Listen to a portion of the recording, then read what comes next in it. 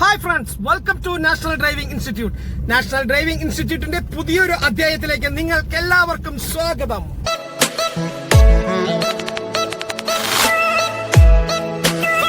Hi friends, scooty കൊണ്ട് 8 എങ്ങനെ എടുക്കാം എന്നുള്ളതിനെ കുറിച്ചുള്ള ഒരു വീഡിയോ ഞാൻ പാർട്ട് 1 ആയിട്ട് ചെയ്തിട്ടുണ്ടായിരുന്നു. അതിൽ ലെഫ്റ്റ് സൈഡ് എത്ര നമ്മൾ അഡ്ജസ്റ്റ് ചെയ്തെടുക്കണം, റൈറ്റ് എത്ര കയറ്റി എടുക്കണം, സെന്റർ കൂടെ ഓടിക്കണം എന്നുള്ളതിനെ കുറിച്ച് വ്യക്തമായി പറഞ്ഞില്ല എന്നുള്ളൊരു അഭിപ്രായം വന്നതിന്റെ അടിസ്ഥാനത്തിലാണ് ഇന്ന് ഈ വീഡിയോ ചെയ്യുന്നത്. ഇതിൽ കറക്റ്റ് ഞാൻ നന്നായി ഓടിക്കുന്ന കുട്ടികളെ കൊണ്ട് തന്നെയാണ് കാണിക്കുന്നത്. അവർ അങ്ങനെ ചേർത്തിയെടുക്കുമ്പോൾ എത്രത്തോളം സ്പേസ് അഡ്ജസ്റ്റ് ആയി കിട്ടുന്നുണ്ട്, എന്താണ് അതിന്റെ ലെവൽ എന്നുള്ളത് നിങ്ങൾക്ക് കാണാം. നിങ്ങൾ ജസ്റ്റ് ആ വീഡിയോ ഞാൻ കാണിച്ചു തരാം, ഒന്ന് കണ്ടു നോക്കൂ കേട്ടോ. ഇത് സണ്ണിയാണ് ഓടുന്നത്. സണ്ണി ഓടുന്ന സമയത്ത് കണ്ട അത് എങ്ങനെ വന്നു കഴിഞ്ഞാലും അതിന്റെ ഒരു ലെവലിൽ സെന്റർ കൂടിയാണെങ്കിലും ആ വണ്ടി കിട്ടും. സണ്ണി ഒഴികെ വേറെ ഏത് വണ്ടിയാണെങ്കിലും നമുക്ക് കിട്ടാൻ ബുദ്ധിമുട്ടാണ്.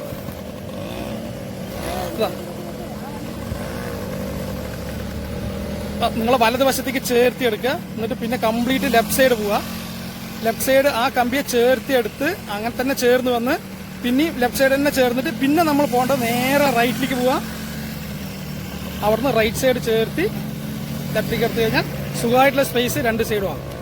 പ്രാക്ടീസ് ചെയ്യുമ്പോൾ ഹെൽമെറ്റ് വെച്ചിട്ടല്ല പ്രാക്ടീസ് ചെയ്യുന്നത്. എന്തിനാന്ന് പറഞ്ഞു കഴിഞ്ഞാൽ നമ്മൾ ഈ ഇട്ടുകൊണ്ടിരിക്കുന്ന കുട്ടികളുടെ മുഖത്തെ എക്സ്പ്രഷനും കാര്യങ്ങളും നിങ്ങൾക്ക് വ്യക്തമായി മനസ്സിലായിക്കോട്ടെ എന്ന് പറഞ്ഞിട്ടാണ് ഞാൻ പിന്നെ ഹെൽമെറ്റ് ഇടാതെ തന്നെ അവർ പ്രാക്ടീസ് ചെയ്യുന്നതിന്റെ വീഡിയോ ചിത്രീകരിച്ചിരിക്കുന്നത്.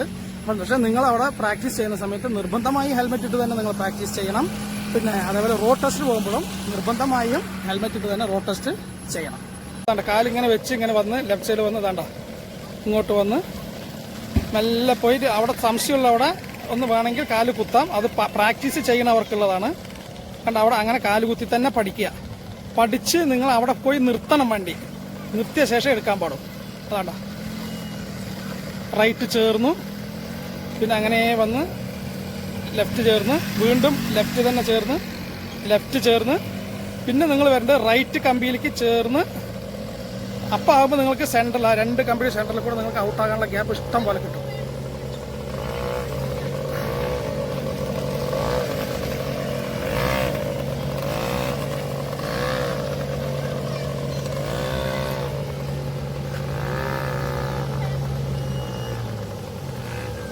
കാണാ ഇങ്ങനെ വന്ന് മെല്ലെ. ഇതിപ്പോൾ അധികം പ്രാക്ടീസ് ആകാത്ത കുട്ടിയാണ്. ഇവിടെ എത്തുമ്പോൾ ഒരു കാല് കുത്തേണ്ടി വരുന്നുണ്ട്. അങ്ങനെയാണെങ്കിൽ നമ്മൾ ആ കമ്പികൾ ചേർത്തിയിട്ടാണ് പഠിക്കുന്നത് എങ്കിൽ നമുക്ക് കുറച്ചുകൂടെ ബെറ്റർ ആവും. വേണ്ട റൈറ്റിലേക്ക് ചേർന്ന് ഇനി വരുന്നത് ലെഫ്റ്റിലേക്ക് ചേർന്ന്. അപ്പോൾ ഇടത് വശം ഇഷ്ടം പോലെ സ്പേസ് ആണ്. നിങ്ങൾക്ക് കറങ്ങാനുള്ള ഇഷ്ടം പോലെ സ്ഥലം കിട്ടും അവിടെ. അവിടുന്ന് കറങ്ങി അങ്ങനെ പോയിട്ട് പിന്നെ നമ്മൾ വേണ്ട ആ റൈറ്റ് സൈഡിലേക്ക് കമ്പിയിലേക്ക് പോയി. അപ്പോൾ ആ രണ്ട് സെന്റർ കൂടിയും പോകാനുള്ള ഗ്യാപ്പായി.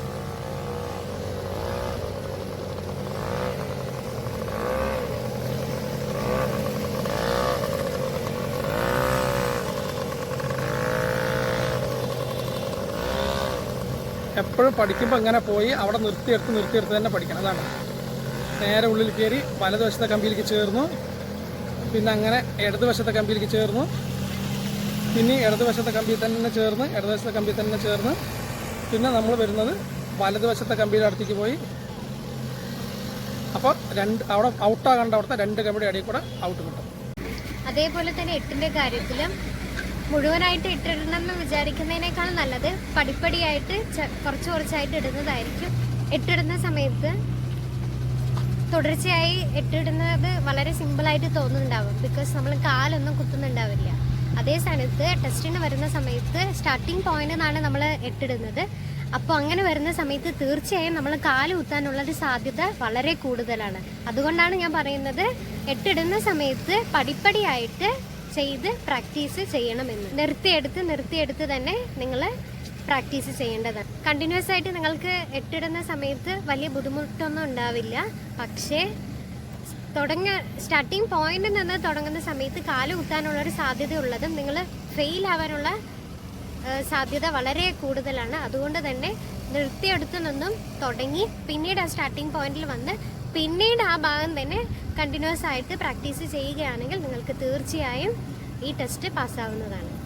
ഇതെൻ്റെ അനുഭവമാണ്. ഒരു വട്ടം ഞാൻ ഫെയിലായതിനു ശേഷം സാറ് പറഞ്ഞു തന്നിട്ടാണ് ഞാനിത് പ്രാക്ടീസ് ചെയ്തത്. പിന്നെ ഇറ്റ് ഈസ് വെരി ഹെൽപ്ഫുൾ. പഠിച്ചുകൊണ്ടിരുന്ന ഒരുവിധം സ്റ്റഡി ആയ ഒരു കുട്ടിയാണ്. ആ കുട്ടി ഓടിക്കുന്നത് നോക്കൂ. മെല്ലെ വന്ന് അത് സണ്ണി ആയതുകൊണ്ട് നമ്മൾക്ക് ലെഫ്റ്റോ റൈറ്റ് ചേർത്തില്ലെങ്കിൽ വലിയ കുഴപ്പമില്ല. അതിങ്ങനെ സുഖമായിട്ട് വണ്ടി വന്നുകൊണ്ടിരിക്കും.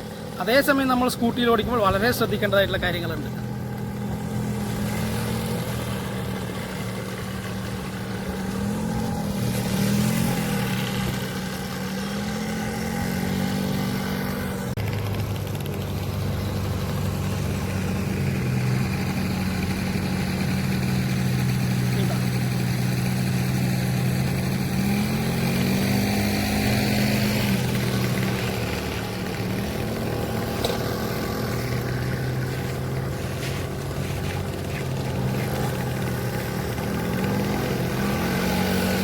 ഹായ്, നാളെ എൻ്റെ റോഡ് ടെസ്റ്റാണ്. അപ്പോൾ നിങ്ങൾക്ക് അറിയാൻ പറ്റും ഞാൻ എങ്ങനെയാണ് ഇടുന്നതെന്നുള്ളത്. Watch it. റോഡ് ടെസ്റ്റിൽ അപ്പോൾ എങ്ങനെയാണ് സിഗ്നൽ കാണിക്കേണ്ടത് എന്നുള്ളത് കാണിച്ചു തരുന്നുണ്ട്. അപ്പോൾ ജസ്റ്റ് നിങ്ങളതൊന്ന് നോക്കുക. പോകുന്ന സമയത്ത് ഞാൻ വലത്തോട്ട് റൈറ്റ് സിഗ്നൽ കാണിച്ചിട്ടാണ് തിരിയുന്നത്. എത്തുന്ന സമയത്ത് സ്ലോ ഡൗണും സ്റ്റോപ്പും കാണിക്കണം. ഇപ്പോൾ ഞാൻ ജസ്റ്റ് ഒന്ന് കാണിച്ചു തരുന്നുണ്ട്, കണ്ട് ഒന്ന് മനസ്സിലാക്കി.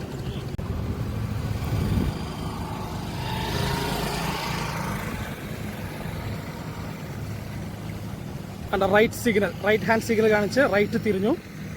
പിന്നെ അത് അങ്ങനെ വരികയാണ്, അവിടെ തിരിഞ്ഞു വരുന്നുണ്ട്. ഇനി നിർത്തുന്ന ഭാഗം വരുന്ന സമയത്ത് കണ്ട അത് സ്ലോ ഡൗൺ കാണിച്ച് ഇനി സ്റ്റോപ്പ് കാണിക്കും. കണ്ട സ്റ്റോപ്പ്.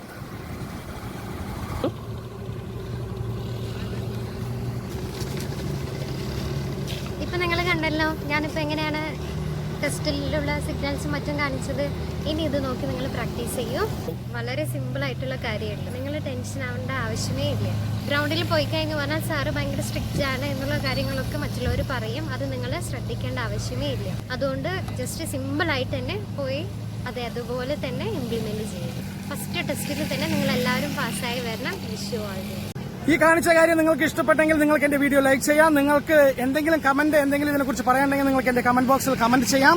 അതുമാത്രമല്ല, നിങ്ങൾ ഈ ചാനൽ സബ്സ്ക്രൈബ് ചെയ്ത് ബെല്ലൈക്കനായി അമർത്തിയെങ്കിൽ മാത്രമേ ഞാൻ ഇതേപോലുള്ള പുതിയ പുതിയ അപ്ഡേഷൻസ് ആയിട്ടുള്ള വീഡിയോസ് നിങ്ങളുടെ വിരൽത്തുമ്പിൽ എത്തുള്ളൂ. ഇത്രയും പറഞ്ഞുകൊണ്ട് I am Jagadish for national driving school. Good bye.